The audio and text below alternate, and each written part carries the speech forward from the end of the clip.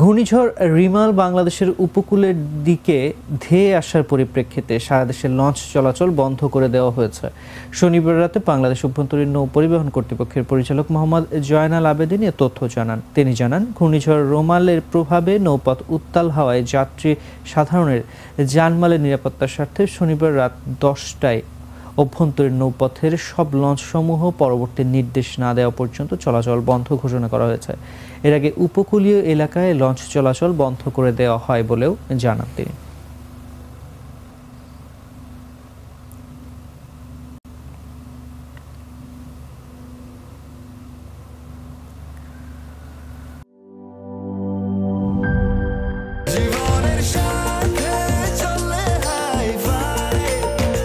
স্বাস্থ্যকর all time family cake, সব সময় অল টাইম হেলদি লাইফ।